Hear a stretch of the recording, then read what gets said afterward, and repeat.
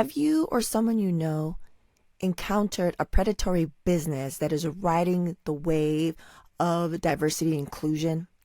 Well, this week's guests, Chef Stuart and Miss Chrissy, have. They are Black husband and wife restaurateurs.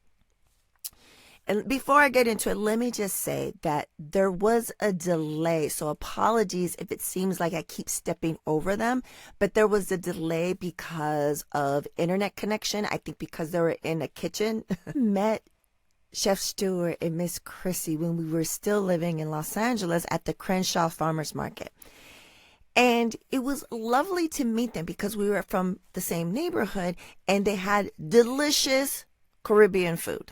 They were showing up, providing healthy, flavorful as hell meals to the community. And they were having conversations. So we were in community, they were for the community, they were building the community. And still, we haven't lived in LA in I don't know how many years now, but we still keep in contact. I still keep abreast of what they're doing because I want them to win. So I made sure that I wanted to have them on the podcast so they could tell their amazing story. So Chef Stuart, he goes from being a barber, being in the military, going to culinary school, and then restaurateur. He was also the executive sous chef under the direction of Roy Choi. But in this episode, we discuss his journey, how Chef Stuart and Miss Chrissy met, the predatory ghost kitchens that they have encountered, that, like I mentioned in the beginning, that are riding this wave. And then the resources for new Black and brown businesses and how important they are, and also to know about it and disperse that information. How they could have left. I mean, he was working under these amazing chefs. He could have left to start his own restaurant, but they both decided to stay in the neighborhood. Like, how amazing is that? And because they get to expose the communities with quality, healthy food. And you don't have to drive out 40, minutes, especially if you live in LA, we're talking about 40 minutes and pay triple for quality food. Also, we discuss, as we do on most episodes, mental health and how therapy really changes lives. So if you're in the LA area or beyond, you definitely want to follow them, support them, hire them. Let's do this. All right. Hola, guys. How are you guys doing? Good. All right. How are you? How are you? So great to see you. And I also love that it's super authentic because we're talking to, husband and wife, restaurateurs, caterers. And we're up in the kitchen. Like, you can't get more authentic than that. No, you can't. You can't. Amazing. Yeah. So how have you guys been? It's been a while since I've seen you guys. What have you guys been up to, and how's it been? It's been pretty good. We have the ups, the downs. I think the last time. Yeah, last time we spoke. Was it the Crenshaw Baldwin Hills Farmers Market? And we had finally got into a space on Crenshaw and 30th. We were there for 2 years. Right. COVID hit. We didn't even lose it because of COVID. We lost it because they sold the building. Yeah. And it's been bouncing around ever since then. So it's literally just we'll get to one kitchen. It's all right. This is not going to work. We were in a ghost kitchen for a year that we paid, that we were signed a contract for a whole year. It took 6 months to get in. And we were paying rent. I was like, it's been bouncing all around the place. Still good. Yeah. We're still moving. Moving, but we are, I would say, making better decisions and doing our research a lot more. We just feel like, when it comes to small businesses, there's a lot of different organizations or companies who are real predatory towards small businesses, especially minority businesses. Oh, yeah. And so I think the ghost kitchen we were in, it just was a play on small businesses to me. Like, they had a real marketing team, and they would put a salesperson that looks like you in front of you and tell I'm trying to help you, bro. Right. Tell you what you need to know and what I'm trying to bring my people in. It just the company was just, once we got in and gave them our money, it was bad. It was terrible. And we just are learning how to move differently. And sometimes things just take a little more time, you know, for it. Now it's just paying for a lawyer to read through things. Yeah. Contracts, everything. Yeah. Right. Yeah. That's and that this is why I love having these conversations, because first of all, my tribe is dope, and I'm so happy that when we lived in the area, we met you guys through the food first, through the amazing food, and then we got to talk because we're part of each other's community. Exactly. And I think it's imperative for Black and brown people of color to help each other and support each other. And this is why I like having these conversations, because there's tactics. People are hip to the game. They're like, oh, diversity, inclusion, let's, and there are a lot of predatory people out there. But also, it's very important for people to understand you need to make sure to, if you can afford to hire a lawyer at that moment, make sure to have multiple people look it over, right? At minimum, read it. So a lot of people don't read it. You know? Yes, absolutely. It's like it's read through it. Whatever you don't understand, find out what it means.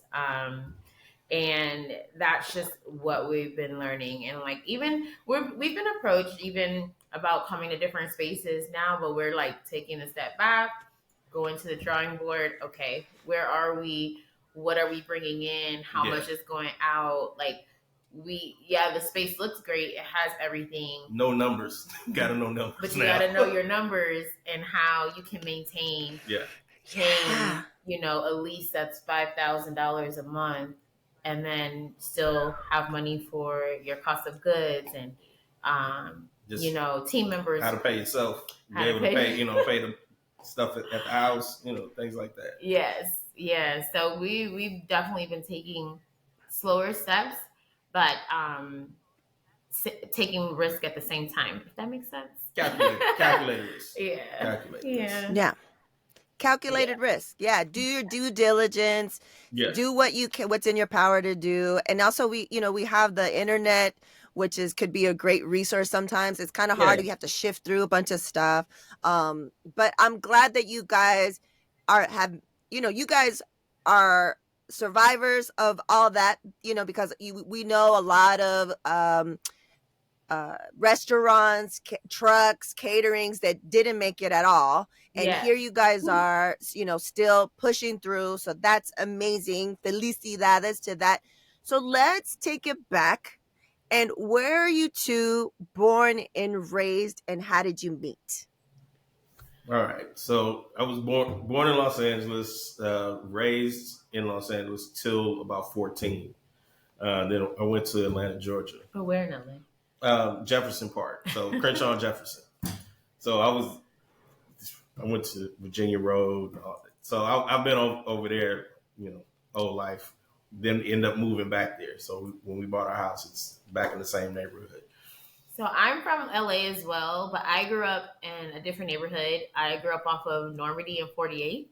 So that's near like Manual Arts High School. And so that's where I grew up with my family. And then when I ended up going to college, my mom divorced my stepdad and then ended up moving to the West Adams Crenshaw area, which is close to where Stuart grew up. So she moved there when I was in college. And so then when I came back home, that's where she was. And then I have a brother who's 10 years younger than me. So I started when I moved back home from school, taking him to the barber shop and doing errands for him. And so Stuart was my brother's barber. So that's how we initially met. At the barber shop. On Crenshaw and Exposition. At the barbershop. So I would bring my brother to get his hair. Is that barbershop still there? It just closed. It just closed down. Closed. It got sold. It got sold about 4 years ago, and there was a new owner in there, and then I think they just sold it. Yeah. And I had told my brother, I was like, "Oh, your barber's cute," and he was like, "What?" And I was like, "Oh, he's cute," and then he was like, "Okay, whatever." Yeah. So I remember I brought him to get his haircut September 2005 before he started 8th grade. Yeah. And I was like, I don't know. He came outside and asked me my name, and we kind of just went from there. And I thought her name was different. I hadn't, she's only the second person I've ever known that had the name Chrissy. So I was like, oh. Okay. Yeah. So we met in 2005, and yeah, we've been rolling ever since. We got married in 2010. Yeah. And our anniversary is next week. Yeah. So, yeah. Happy anniversary. Thank you. 14 years married. Yeah. So, yeah, that's how 14 we met. years strong. Yeah. And then when I met him, that's awesome. He always has this joke that, I guess it really happened. When we first hung out, one of the second time we hung out, I came by his house and I was like, "What do you have to eat?" And he was like, "What?" Yeah. But I've been cooking for her ever since. That's how I say that, because that's how I learned how to cook. And I was like, "Oh wow, you can cook?" And he was like, "Yeah, I love cooking." And I was like, "Oh, why didn't you go to culinary school?" And he was just like, "I don't know. I was just working." And he has 2 daughters, beautiful daughters from a previous marriage, and so he was like, I just had to work and do those things. And I was like, you should go to culinary school. I had just got out of the Marine Corps, I think, a year before I met her. Maybe a year and a half. Yeah. So he signed up for culinary school. He started in 2006. Yeah. Mm-hmm. Yeah, so that's interesting, because I wanted to find out what was the route and what made you go, to culinary school. But that's crazy, from veteran to barber to culinary school. And then you went to not just whatever school. You went to Le Cordon Bleu in Pasadena. Yeah. And then you worked under some amazing chefs. One of them who is the Supernatural Bear's uncle, Roy Choi. But you worked in all these amazing kitchens. What was the moment that you remember that you're like, nah, I'm done. I'm going to go off on my own? Well, I think I was still working under Roy Choi, and it was a good experience. It was a cool experience, but I was just like, I put a lot into it, and I don't know, for whatever reason, I think I just felt like this is not giving me what I want. I know pretty much at that time that was everything I had, and I didn't think it all the way through, but I was just like, no, I just went and did it on my own. It was literally a snap decision. And there was no thought behind it or anything. It was just like, I'm just gonna try this on my own, and which is why it's taken so long. And then there was no planning. I feel like you guys have done well for yourself. So then you went off. You're like, that's it. No thinking, no planning. You left, and then when did you guys decide to join forces? Like, Chrissy, what were you doing? When did you quit that? And how did what we have today, happen? So I still haven't quit. So I'm a high school counselor. And I think just sometimes when you work in education, your time is a little more flexible, because we have a lot of vacation time and when school's off. So what happened is when he completely was like, okay, Chris, this is what I want to do. We were like, all right, well, let's do catering. Let's figure these things out. So what I did, I just took the resources from people. I mean, I just dug out through relationships of people I know. So I'm like, okay, I work at a public school. They're always ordering lunch for us. So we started out by providing a lunch menu to the school I work at. And then that turned into other schools in that district Smart. started ordering. And so eventually he was providing catering for 4 to 5 schools in the district I was working in. And then, so then we learned how to become vendors. So my friend at the time who worked there taught me how, put us on as a vendor for the whole district. So till this day, so that was back in 2012. Until this day, we still get jobs. I don't work for that district anymore, but we're still a vendor for the district. So that I started getting hip to vendors. So I started out. I realized, okay, I'm the background. Like I'm the one who's going to like see the face. She talks to people, but I'm the one that's going to create the relationship. So then I started applying to be vendors for other companies, other districts. And just so that's why we decided to do, Stuart actually decided to do the farmers market, where we met you, and as a way to just put ourselves out in our community. To try and get more, the whole purpose in doing the farmers market is so I could get more catering. It was just so we could, people could try the dishes and we could get more catering.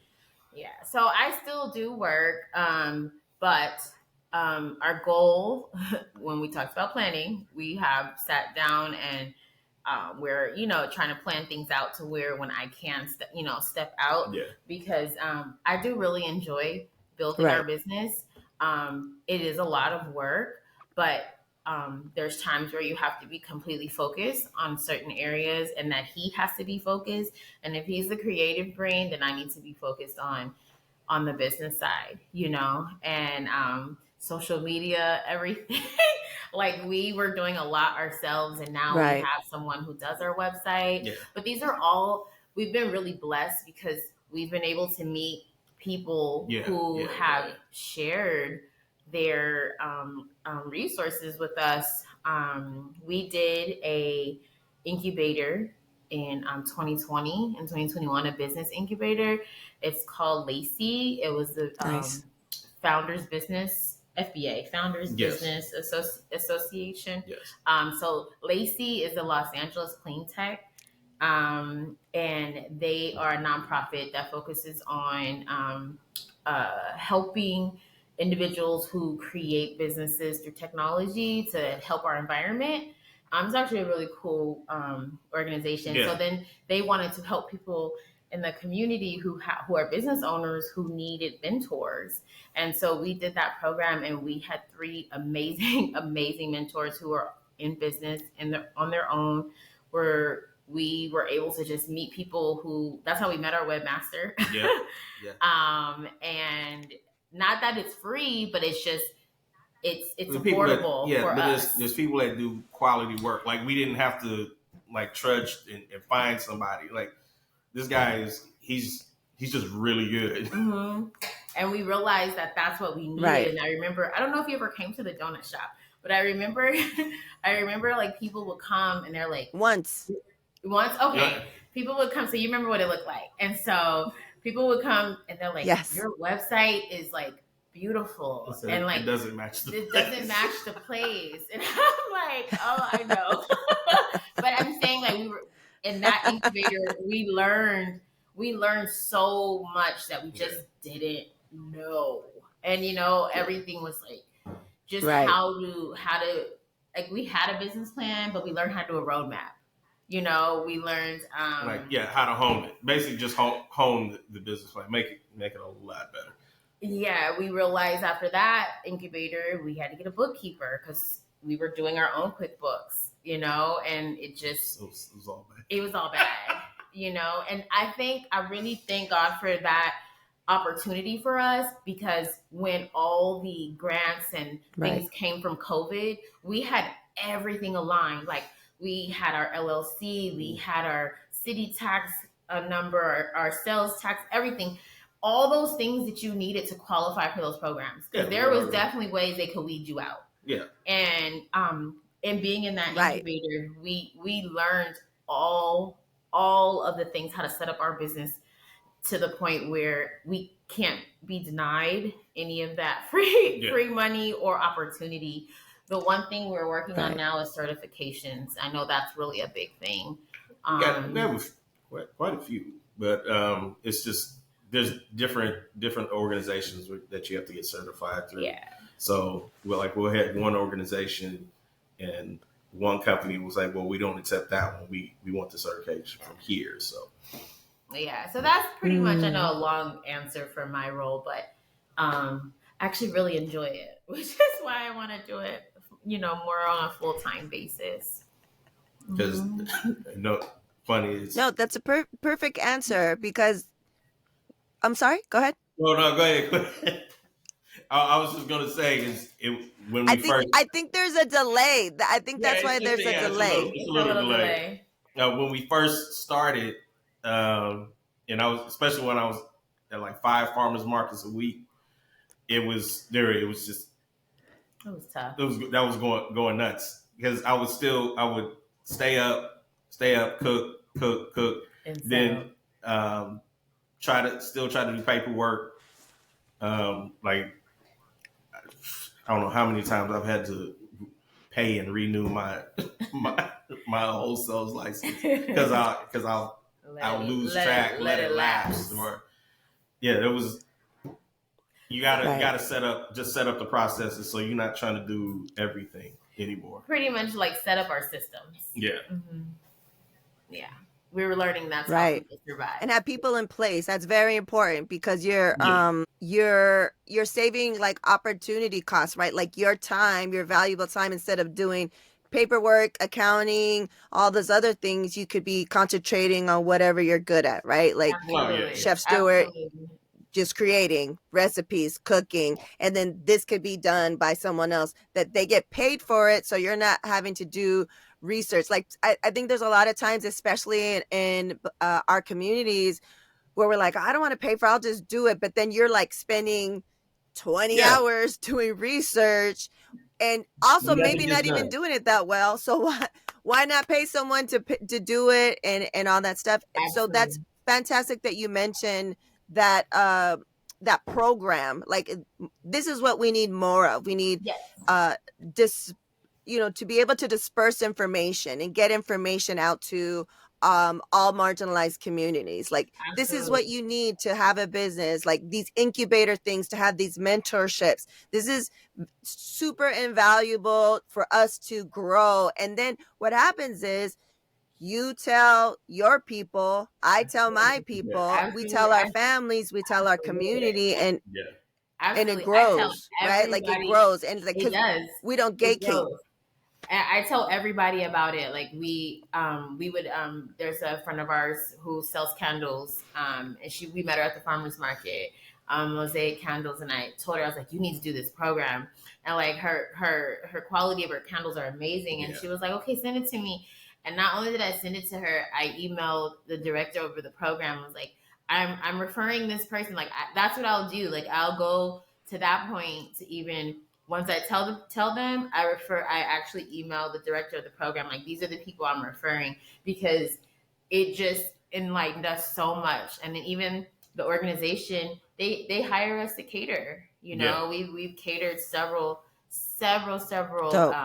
opportunities for them. So that's when we did the program. We were like, our people need to hear about this. Yeah. Like our Black and brown folks who've been working hard as hell, and their mom and pops need to hear this. That's so right. That way that they are not mowed down in their neighborhoods, like they can keep their buildings, like they can keep their spots. So it was a really great opportunity. Yeah. That's fantastic. And so we've been talking for a little bit, and what we keep coming back to is community. How important is community, and why was it important, besides having people taste your food at the farmer's market? And that's the way I found you guys. How important is community, and how important is it to expose our communities to quality, healthy food? Oh yeah, that's probably one of my main reasons for doing this, because there was nothing around. Besides, I know the smaller scale, I was trying to give the neighborhood I grew up in, some food that we didn't have to travel to, the west side for. I used to have people come to the donut shop on Sundays and would just sit there and eat because they were like, "Oh, we didn't." First, they were like, "Oh, we didn't know this was here." It's like this. They were like, "We didn't have to travel, go anywhere." Yeah. So they would come in there on Sunday and sit down and eat. I mean, yeah, not the it was a donut shop, but the food was so good they would come sit. Yeah. So that's the main thing. You got to have the exposure. If if we don't give exposure to things that are quality, that's what we're gonna think. That's what we're gonna know what we're exposed to. And then it was just something that the whole family can eat, exactly. Right? You know how, especially like if you have kids, and it's like, one may not want this or the other, but all of our options was like available for anyone that can have, and they wouldn't be paying over $40, for a meal at times. Right. And then the quality was there, the taste was there, and the vibrancy was there. So it's like, because where we were located, which we actually still live in that area, there was only the fast food places, and I mean, we barely have a grocery store. Don't even get me started on that. Right. But right. So it was just like that's how we wanted to connect and serve our community. Like, how can we do it where everyone's not going to have an event that's catered? Yeah. So, which is why we have our meals that are available. Even when we left the donut shop, we would do different days where you could pick up individual meals. Yeah. We don't really consider ourselves meal prep, but our meals are healthy to the point where you could turn it into your own meal prep. Yeah. So it's like we just wanted to connect with our community in that way because we were tired of driving all the way somewhere to get something different, And so, I mean, now we live in where we are in West Adams. There's a lot of stuff now. It's different now. It's different now, but we're talking about like 4 or 5 years ago, So, but that's why we don't want to leave because we want to still be in this community. We want to still serve our community where we grew up, and we're not trying to compete with the big money that's been put on Adams, but we want to just contribute and be available to folks, So like we still here. Right. And I think what's also beautiful is that you guys, just by doing what you guys were doing, you guys were an example and showed the community that you could also say, like, you also provided meatless options, but they were flavorful as hell. And it wasn't like the normal basic stuff. And I think that was important because, we're not vegetarian all the time, but I like to, switch it up a couple of days a week, just to kind of, and to know that like, I can have not just, the typical pasta and have like flavor options. Yes. And I think that was important for the community, especially to know like, maybe there's some dietary restrictions and you can't really eat meat or something. And it's like, well, this is hella flavorful. You can do this. You can switch it up, and also I think it's also important, like from just knowing that it's recipes from historically from the communities. I think that's very powerful too, right? Like people don't know that these healthy things that if people that are listening, if you're not from LA, where we lived, to go to where we're talking about the West Side to get the healthy stuff, depending on the time of day, not even going on freeways, 40 minutes, right? Minimum 40 minutes. Absolutely. And it's going to be triple the price for like the stuff that you guys are selling. So to not have to do that and know, oh, wait, that's from our neighborhood, that's from our community, that's from our lineage, or that's from, our ancestors or whatever, to know that like there's levels of how important it is to educate and provide for our community. All right, so let's go now into the questions and comments from the audience. We have one question, but a very, very important question. Okay. How do you get your pineapple ginger juice to be so crazy delicious? And this is from the Supernatural Bear. I knew you were going to say that. It's a lot of ginger. It's a lot of ginger. A lot of ginger. I think for a, like, because I'm usually making like 2-gallon batches. There's like about 3 pounds of ginger almost. Yeah. So it's a lot of ginger, a lot of peel. It is. We're gonna have to do it. I think it is delicious. I know you guys. It is delicious. Like we would like when you started selling the bigger ones. We're like, yeah, let's take that. We've tasted different ones, like from especially through the neighborhood, right? Like it's like in the neighborhood we could get that, but it doesn't taste like yours. I don't know what it is. You don't got to tell the secret, but just people need to know. It doesn't taste like yours. Yours is the best. I tell him that all the time. Like it is. It's amazing. Like I'm telling you, I've been with him a long time, and he still amazes me. I'm like stuff I wouldn't have drunk or tasted. But no, his pineapple ginger is on point. Yeah, but you and Supernatural Bear love that. Honestly, loved it when they, it was always a joke in the kitchen. It says, "Oh, this is good today. What did you do?" When I used to work on the line, it was like, "Oh, I put love today." So, honestly, that's if you don't love it, you're gonna taste it. You're gonna taste. If you're not into it, there's days when I don't feel like I don't really feel like cooking or things. But when you get into it, it's like, okay, no, you still remember what you're doing this for, and you get you push past that. But if you just don't feel it, you're gonna taste it. Like you are gonna taste the difference, right? Yeah, it's still a big seller, right? Yeah, just like it's still a big seller. Yeah, and I was telling the Supernatural Bear, I was like, oh, I'm going to talk to, Chef Stuart and Miss Chrissy and, what's your, do you have a question? He's like, oh yeah, you got it. And he's like, I go, yeah, I saw that I think they still sell. He's like, you need to get us some ASAP. Oh, we can ship it to you guys. We can ship it to you guys. Yeah, for sure. For sure. We do that now. Really? It ships? It's shippable? Yeah. Yes. Yeah. Oh, it's on and popping. Let me tell him. He's like, can't they ship it? I go, I don't think so, mijo. I don't think that's possible. But now that it's possible, please believe it'll put an order. And also, please, people, whoever's watching or listening, we're going to have all the links so you can, get all this stuff, hire them and order all these things. Absolutely. Before we get into the not so rapid fire questions, I wanted to find out at the time of recording this,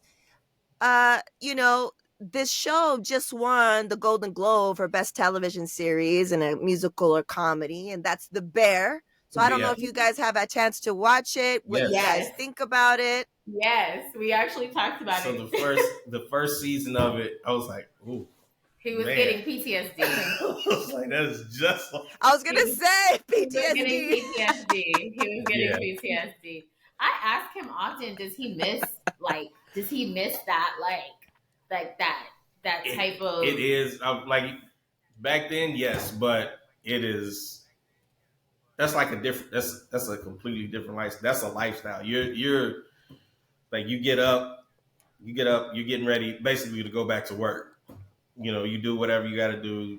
Some people at the gym do whatever, but yeah, you're pretty much getting ready to go back to that. I remember my first sous chef job when I worked at First and Old, and man, I pretty much just lived there, and I would leave. Yeah, right.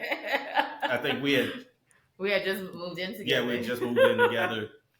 I lived there. I would get off at like midnight. And oh no! Sometimes 1:30, 2 in the morning. Like 1, and then I go eat. I'm hungry, so I would go to Pacific Dining Car. Now it's gone. That's gone now. But I go eat there, and that was my routine for about a year. Yeah. No, we love that show. Dang. We went back to watch it, and yeah, it's a really good show, and it just really shows you how hard people in the kitchen work, and how when your food comes out the way it does, how much love and how much preparation went into that. How much sweat. A lot of, you have all these different people coming together to try to get this out. And, you know, you're gonna have those fights in the kitchen. And, you know, that's a real thing. It happens a lot. Yeah. Especially the older generation meeting the newer generation. Yeah. That's one thing about the show we really were talking about, like how you have the newer generation coming in and the older generation is like, well, I've been here, and that's real too. Yeah. That's real talk. I bet. Yeah. Oh, I bet. Yeah, I love that show so much, and so I always ask anyone that I know that's in the food, industry, and I haven't heard anyone that hasn't said the same thing, PTSD, like all over again. Okay, so let's get into the not so rapid fire questions, aka slow as hell questions. Are you ready? I'm just gonna go like Chef Stuart and Chrissy. I'll go back and forth and to who answers it first. Okay, you guys ready? Sure. Okay. 3 words to describe yourself, Chrissy. Energetic. Funny. I could be shy at times. Chef? This is hard for him. Yeah. Reserved, quiet, dual personality. You should say talented. No, because in the kitchen, I'm a very different person. Oh, he is. Ooh. Really? Yeah. You're reserved outside of the kitchen, but inside the kitchen, beast. Just beast mode. Yeah. Yes. I was like, okay. Like, very, very calm. Very calm. You're like, outside. Who is this? Very calm outside. I do my place real quick. Okay. Yes, Chef. In the kitchen. Right? Okay. The next one. What's the best piece of advice you've received? Chef first. No one cares how the sausage is made as long as it's done. That's literally what I took with me in business. No one cares. No one cares as long as if someone orders something, no one cares how I get, whether you got it or not, as long as you have it. I think the best piece of advice I've received is to, so I've been working on myself. And is to be fully who I am and not alter myself for other people. And I say that because that's something I've been working on for the last year and a half. I had to realize I was a real people pleaser. And so going to therapy changes my life. And so, be wholly who you are. I love that. And I also love the fact that you mentioned therapy, because that's something that we all somehow, some way, it comes out in these conversations. And I think it's very important as we strive to normalize and destigmatize mental health in our communities.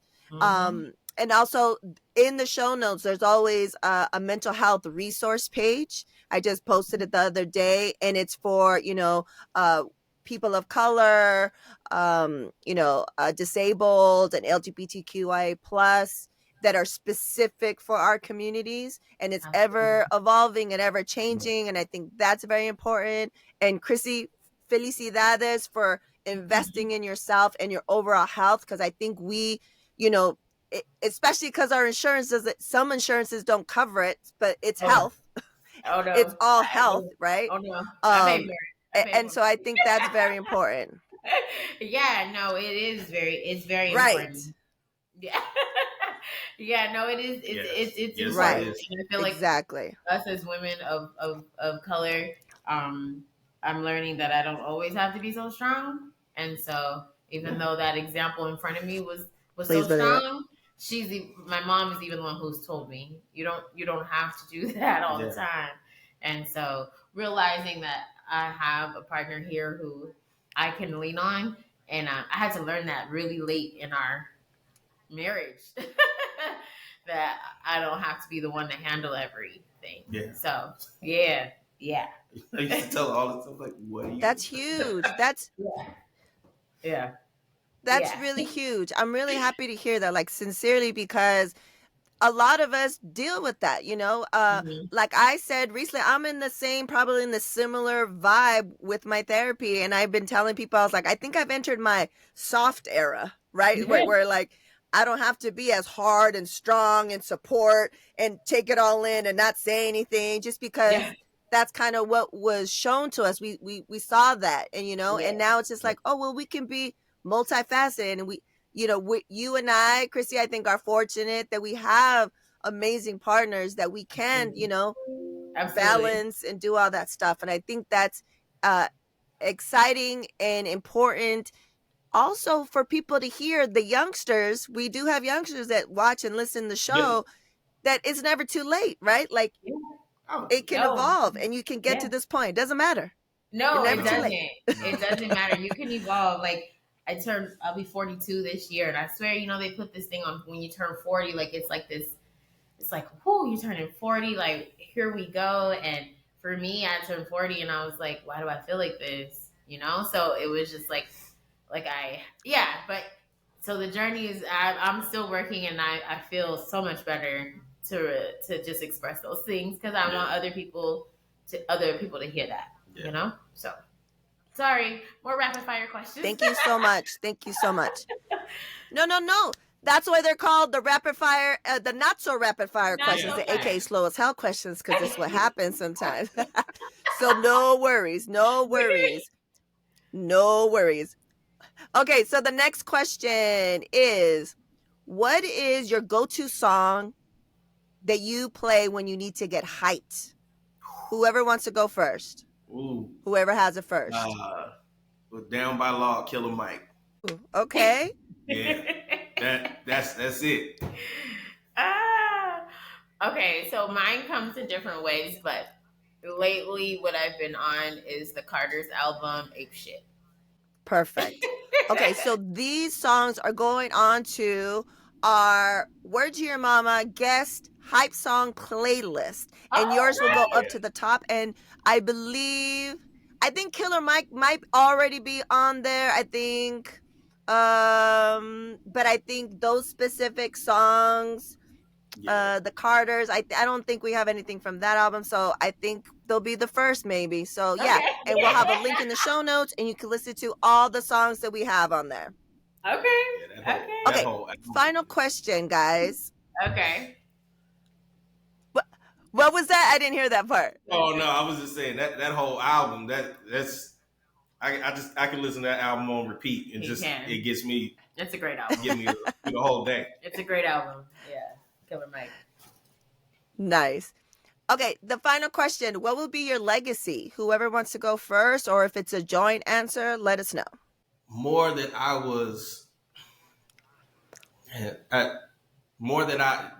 anything, even without business, that I was a stand-up person. That whatever I said I was going to do, I did.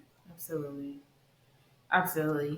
I like what Stuart said, and to make sure that our kids, have those same values in mind, and we want them to be successful, but at the same time, we want them to be good people. Yeah.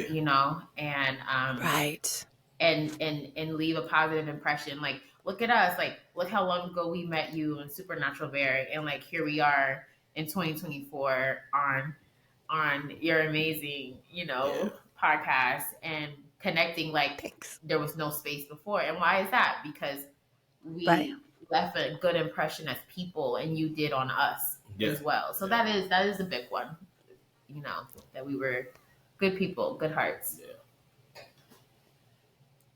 Well, I can say legacies are already in place, because you are definitely good people, and it's also reflected. I haven't seen him in forever, but when last time we saw, your youngest, your son, and so I see that you guys have already started that, and you guys, it's already here, and you guys have touched so many people, not only with your food, but how you treated folks when, you know, we came to your stall. It wasn't like, here, take it, go. Like if you paid, you didn't treat us the way that Ghost Kitchen treated you guys. Absolutely. Yeah, we develop relationships with our customers, you know, and I feel like that's what we have now. We have so many repeat customers. We just connect with them and like say if I go take food outside, when people come pick up, Stuart's like, you still were outside? Because you know, like, first of all, they drove all this way to come pick up something. I just like to have like a conversation and like thank you, like dig in a little bit to them, and we even started doing that with like after every job, I send out a nice electronic thank you card, and like I just those little things go a long way. You know, we really do appreciate anybody that's ever, you know, spent $1 with us. You know, we appreciate that. Yeah, absolutely. So thank you. Right. No, that's amazing. I really appreciate you guys and everything you guys do. It's those little touches, and what a lot of people don't understand, you know, because there's a lot of money to be made for all of us. A lot of money that's given to people that aren't even doing a quarter of what we do, right? So I think what they don't understand is they go by numbers. Like how many followers do you have and how many But what they fail to understand is that when it comes to people of color, our fans, our customers, our clients, the numbers might not be the same as our white counterparts, but the return on investment is higher than they could ever want. They could have 1 million followers, but if we have 10 followers, they're going to ride for us hard, and they're going to tell everybody and their mother about us because we have these relationships, because they see themselves in us, because what all these different things. And I think that people need to hear that. Like, they need to hear this is fantastic because they can see the love, sweat, and tears that you guys put into this. But at the same time, you guys are trying to figure out how you can work smarter and not harder, but still provide the same level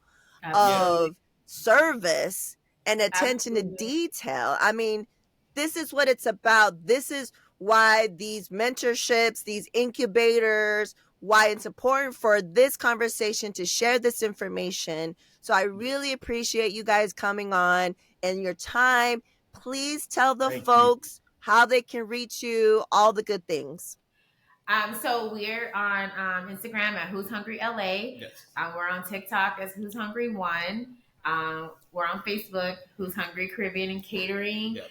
Our website is who'shungrycatering.com. All very easy. It all starts with Who's Hungry.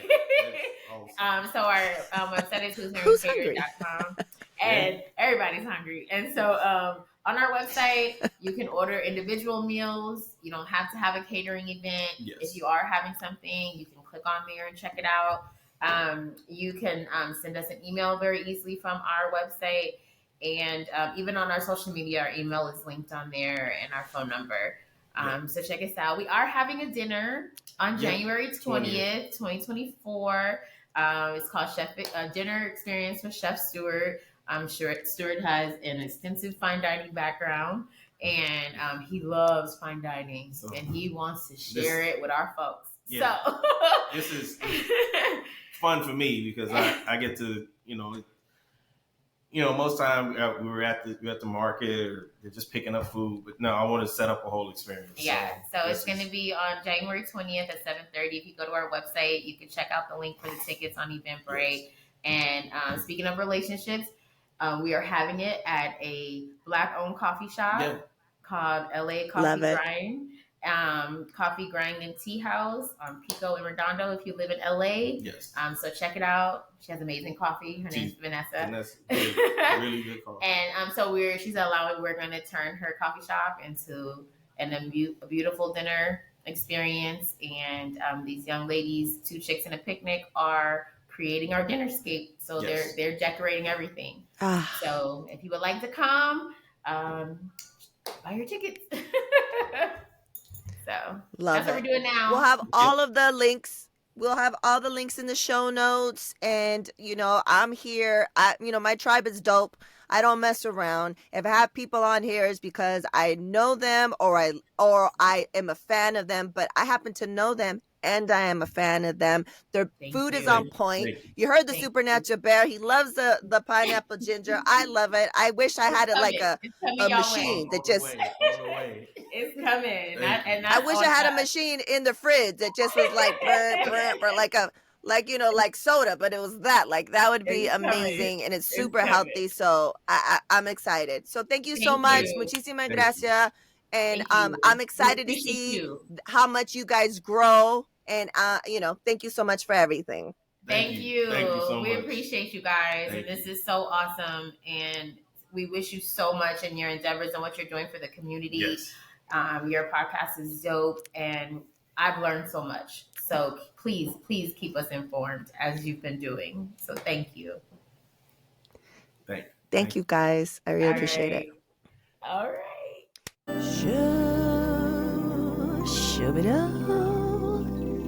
Yeah.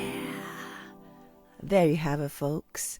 You got Chef Stuart and Chrissy letting people know their story, how hard it is out there for Black and brown businesses, because we don't know what we don't know.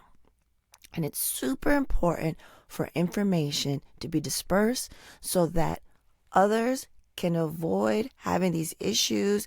And it just completely sucks that there's these predatory people out there that are taking advantage of and riding this wave of inclusion and stuff. They're like, yo, let's get people that look like them and let's tell them that we're going to promise them this, because we're just going to do the money grab.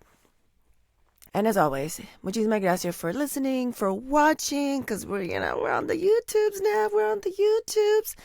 And a free way you could support is to subscribe, tell your folks, tell your peeps, tell your friends. Leave reviews so that people on the different platforms, can get, see that on the pages and all that stuff. Oh, we just got on Good Pods.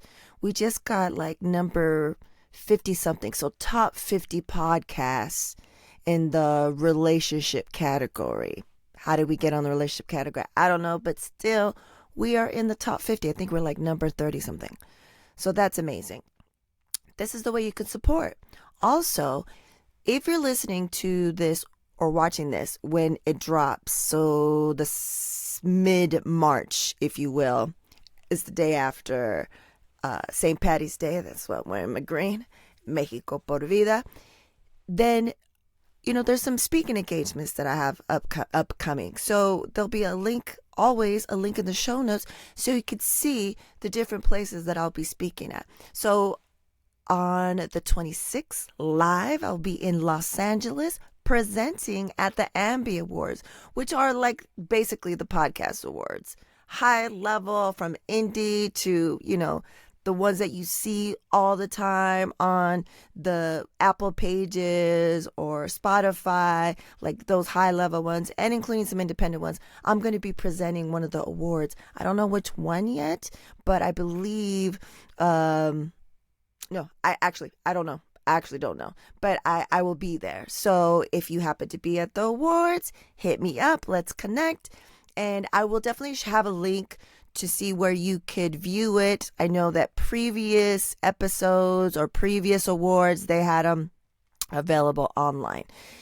And then after that, like literally the next week, I head out to New York to go back to the NFT NYC conference at Javits Center.